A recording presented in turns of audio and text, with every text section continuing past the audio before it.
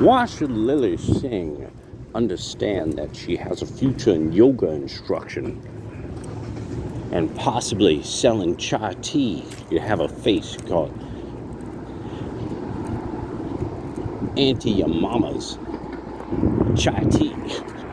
See, I can't even do it. See, the reason why Lily Singh, Bill Maher aren't funny, the reason why generally, you won't find women who can compete with Dave Chappelle is best shown with the Player Haters Ball. Oh, look who it is, the Ducks. Yeah, look at them. Look at them looking great. Look at them looking so good. Oh, yeah. Look at those duckies. What's going on, duckies? And see, that one's like trying to sleep. He's like, dude, why is this guy bothering us? All right. So, the Player Haters and the Player Haters Ball were two bits from Dave Chappelle. And so key to this is snaps, doing the dozens and snaps. Now, there's some people who will be like, oh, doing the dozens was this way that they denigrated the slaves, or booga booga. But it was funny.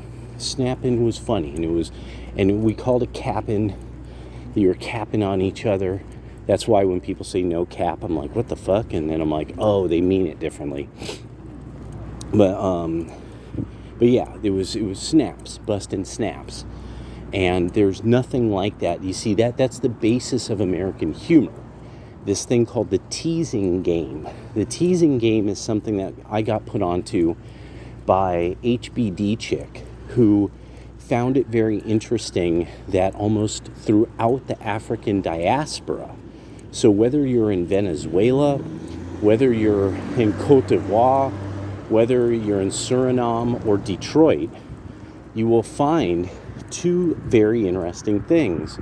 One is competitive dancing. So actually like battling each other through different forms of, through different dance moves. Now the thing is, this is not only something from black culture. This is something that if you look up buck dancing, you will find that white people do it too. But they have their own version. And based on the fact that it's once you realize what culture, part of the culture buck dancing comes from, you realize like, wait, this is the same kind of people who lived side by side with poor black people. And yeah, these were the poor white scallywags, the greater Appalachia. So buck dancing from that part of the country. So one of the best buck dancing things I ever saw is there's a thing of kicking over the bucket. So what you do is that to prove how good of a buck dancer, like especially if it was, I got the feeling it's particular, that like anyone could do it, because it would have been, I figure, a barrel to milk cows into, like that kind of size of thing. And so women would do it to prove like kind of how good they were. One of the things is to kick the bucket over and to dance on the bottom of the bucket. But you see, without knowing about this type of competitive part of American culture, no one would know that comedians insult each other as a contest. This is also freestyling, came out of the same cultural milieu, busting snaps. And so it's this thing that you can't fake it. And there is no such thing among women and white liberals. It just doesn't exist, that aspect of culture. It is also something that you're seeing is obviously dying even among black Americans, that because people now, people will kill each other over snaps. You can't have snapping contests anymore. There were audio cassettes, whole cassettes of just nothing but insults, people insulting each other. Professionals, they were professional insulters. They were literally professional player haters. and they would hate on each other on cassette tapes. It was great. It was freaking so fun. But can't have that anymore. Can't have that anymore. So there is no way back from that. That's legitimate culture. This is also why this is why people like Donald Trump. This is why Bill Maher hates Donald Trump, because Maher is probably not funny just off the top of his head. He's not charming and funny, while Trump can bust snaps on people. That's even one of the things that recently has come up among black Americans, is that they're like, he's funny. And it's like, yeah, he busts snaps on people. He disses people, and it's funny when he does it. So it's just one of these things. I mean, there's not really a way of faking that. Just like when you hear country music that sounds phony. There's just a real sound to things. There's a real culture behind the real legitimate art form and sound, whether it's a freestyler or a country music artist. So this was just something I thought I'd bring up, because it's it just was hitting me that I'm like, that it was gnawing at my mind. I'm like, this is what really gets Bill Maher. Oh, and that's it. And Sam Harris. Sam Harris is just uninteresting. Sam Harris lost. Sam Harris wanted to be Mr. Cool atheist intellectual, and he lost. Nobody of Gen X or the millennials think he's interesting. You never hear people talking about the red hot Sam Harris take. He has to talk to other people who are boring liberals, the boring end of intellectuals that nobody's buying their book. Nobody's really that interested. He has to. He has. See, and somebody could say, oh, he could be like, oh yeah, everybody started getting into racism, so because I would not be racist and I talk like NPR, and it's like, no. You are a boring, irreligious Jewish intellectual, Jewish American intellectual.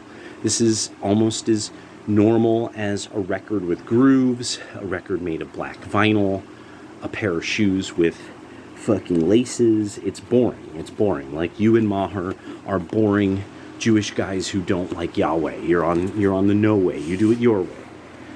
You like it your way, not Yahweh.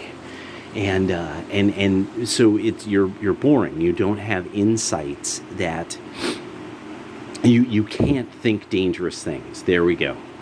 They can't embrace dangerous ideas. Trump can embrace the dangerous idea of, no, we have enough people to just throw the illegals out. We have the political will to set up E-Verify such that people who are not legal citizens can't get work. These methods exist. We could do it. There's just a lot of people who don't want to because they hate the United States of America, but insist on living within its confines and staying one of its citizens. And because it's convenient for them. It's to their advantage. They could save up for a summer home in Nahariya. But anyway, take a nice trip to Rosh Hanikra. Well, maybe not anymore.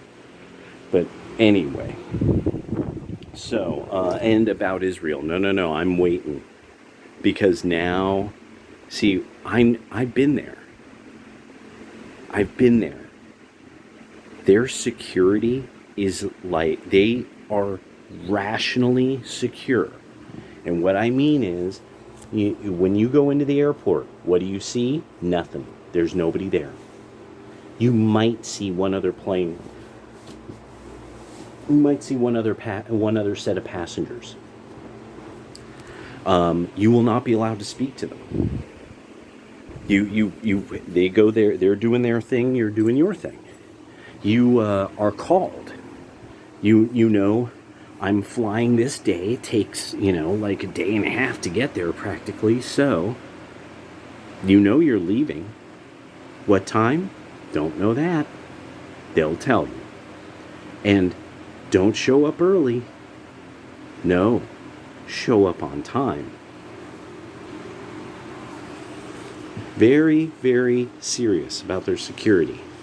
And it's worked for the most part. That is why this doesn't make any sense. And more people are going to be bringing this up. Doesn't make any sense. This isn't logical. How did these guys break out of this place in two different sectors that are literally security checkpoints? They literally broke through security checkpoints. How they do that?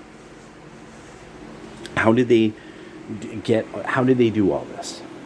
How did they plan all of this? No, there's no way this is the kind of thing that there is no way Israel didn't know. Israel knew. The government of Israel knew.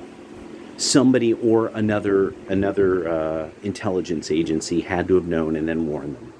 So it doesn't add up. Nothing about this adds up. And the stories, everybody who knows, I mean, come on. They're doing this, and now they're doing this. Oh, and they're doing this, and it's just like, oh no, it's even worse than the Shoah. It's 9/11 Shoah 11. Oh no, and it's just like, really. It's the biggest massacre. It's the massacre of massacres. And it's just like, oh, really? So that's why the American right, the nationalists are going to have to be like, boy, well, good thing you have so much military technology. A lot of Republicans just need to really be like, good thing you're so well funded. You should get on that. And then start cutting. All the foreign funding should be getting whittled down to zero for everyone, friends or foes. And that's the next part. Renaissance Horizon has pointed out we've been handing Hamas money all this time. They have a Hamas is they have, there's the Al-Quds Brigade, that's their military wing, and I cannot believe I'm forgetting the name. It's not the PLO. It's another one. But we hand them money. We give them money. And it's supposedly buying security. And yeah, so we've seen. So none of this. This is what happens when you pay.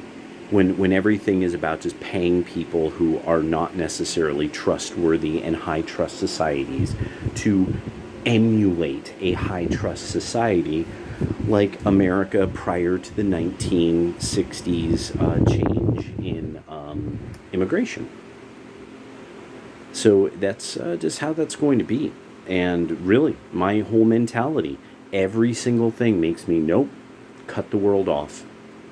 Cut the world off, make sure every American student understands how to do accounting, engineering, and to speak Espanol. Because somebody's going to need to start pulling those countries into normality again after the CIA fucked them up. Because that's what all this keeps coming back to, is just all these intelligence services. And we just didn't know, dude. It's just they're so high level, mega brain. And when Syria and the Arab Spring happened, it was just high level mega brain, and it really is it. Because the GOP has too many cowardly poltroons in it. These people just can't give up on the CIA. They just can't. They just are sitting there like, because they know what's up.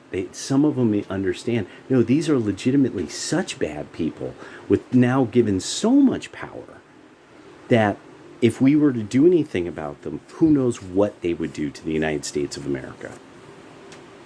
Who knows what the Pentagon would fucking do to the rest of us if we threatened their incredibly lucrative jobs that they have, which I'm sure totally involves something other than pushing a bunch of paper around. But sure, I'm sure it has something that it's important, and it's not just having lots of meetings and dressing up in blue wool outfits. All right, take care.